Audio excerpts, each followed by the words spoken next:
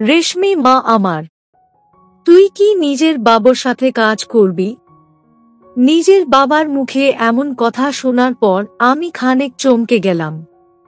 আমি বাবার দিকে তাকিয়ে বললাম, বাবা আমি আপনার সাথে কাজ করব কি করে? তাছাড়া আমি তো তেমন কোনো কাজ করতে পারি না।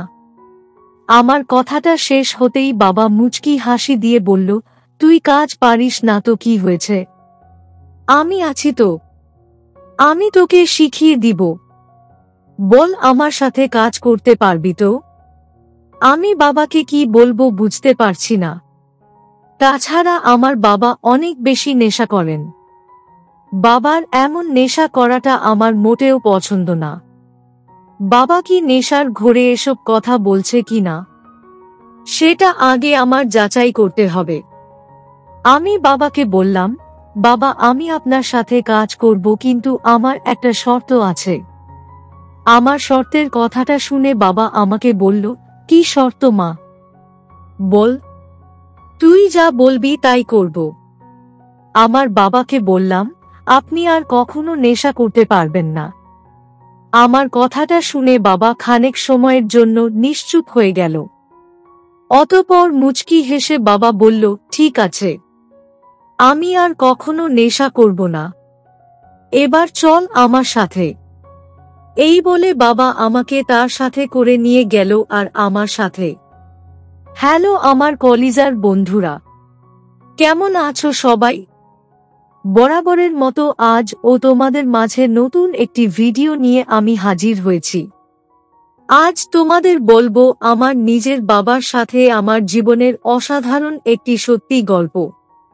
আমি শতভাগ সিওর হয়ে বলতে পারি আজকের ভিডিওটা দেখার পর তোমাদের ও জল আসবে।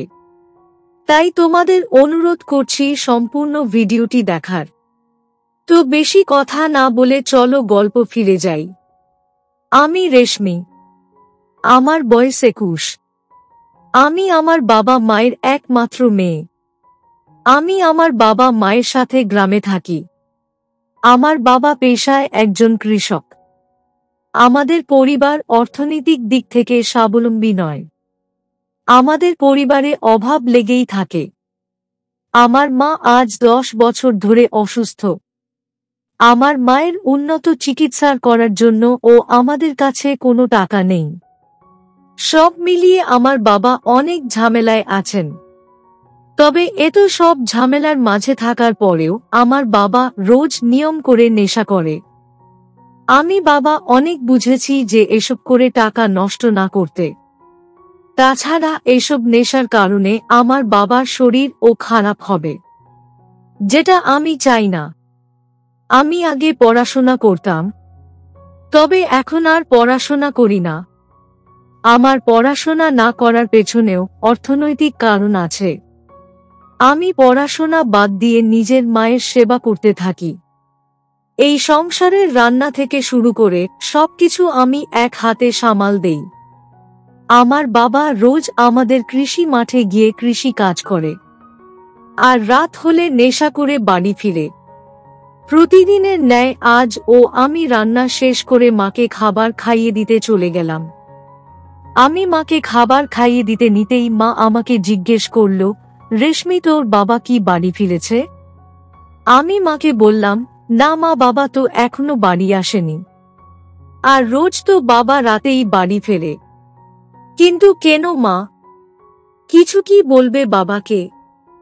আমার প্রশ্ন উত্তরে মা একটা দীর্ঘশ্বাস ফেলে বলল, না রে মা, কি আর বলবো, আমি অসুস্থ।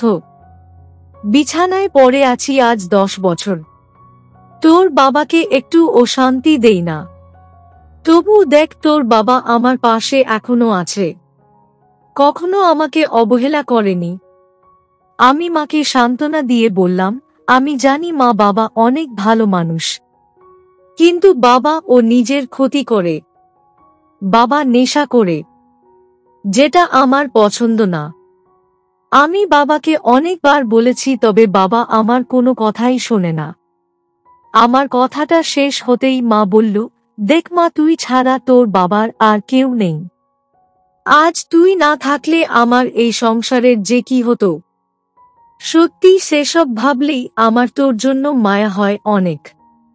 আমি মাকে বললাম, মা বেশি কথা বলো না। বিধাতা তোমাকে খুব তাড়াতাড়ি ঠিক করে দিবেন। তুমি চিন্তা করো না, খাবার খেয়ে ঔষধ খেয়ে নাও। এই বলে আমি মাকে খাবার খাইয়ে ঔষধ দিয়ে চলে আসলাম আমার ঘরে। আমি নিজের ঘরে এসে খানিক বিশ্রাম করলাম। আমি বিশ্রাম করছি আর আপন মনে ভাবছে আমাদের অর্থনৈতিক অবস্থা যেমন হয়েছে, তাতে করে আমার মনে হয় না ভালো কোনো ঘরে আমার বিয়ে হবে। যদিও আমি এখন বিয়ে করতেও চাইছি না, তবে বিয়ে না করে এভাবে বাপের বাড়ি পড়ে থাকলে লোকে কি বলবে? তাছাড়া আমার বাবা অনেক ভালো একজন মানুষ, তিনি আমাদের খেয়াল তো রাখেন। আমি নিজে বাবার জন্য কিছুই করতে পারলাম না। আমি যদি ছেলে হতাম তবে হয়তো বাবার সাথে কাজকর্ম করে বাবাকে সাহায্য করতে পারতাম, তবে আমি তো মেয়ে।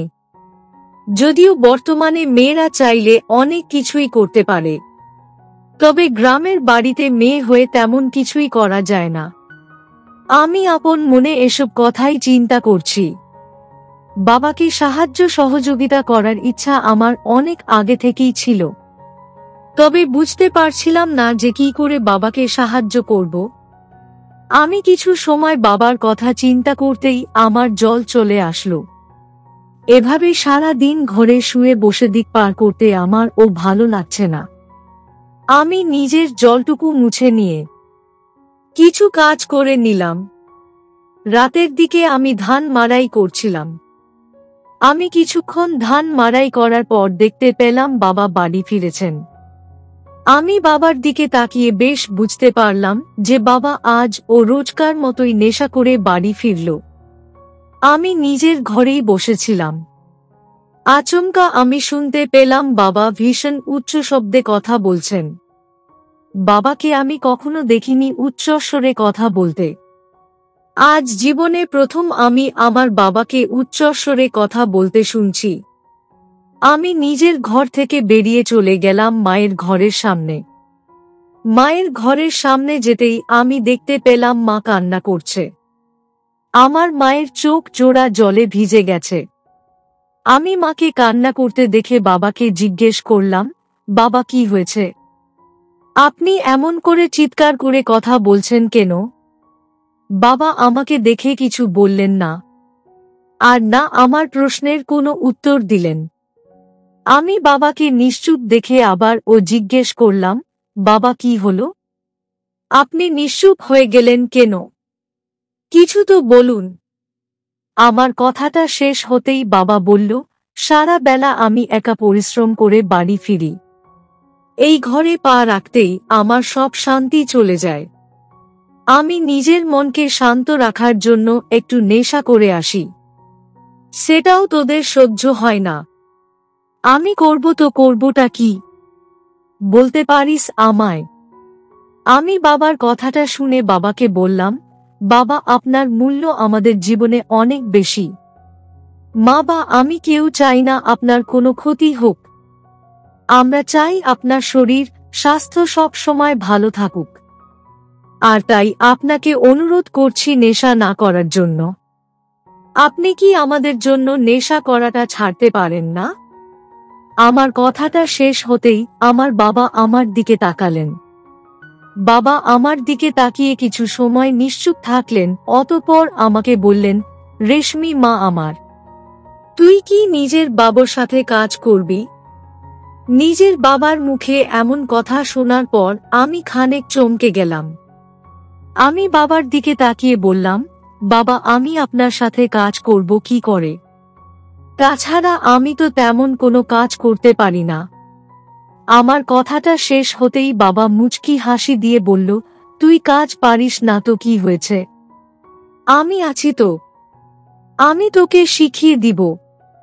বল আমার সাথে কাজ করতে পারবি তো? আমি বাবাকে কি বলবো বুঝতে পারছি না। তাছাড়া আমার বাবা অনেক বেশি নেশা করেন। বাবার এমন নেশা করাটা আমার মোটেও পছন্দ না। বাবা কি নেশার ঘোরে এসব কথা বলছে কি না, সেটা আগে আমার যাচাই করতে হবে।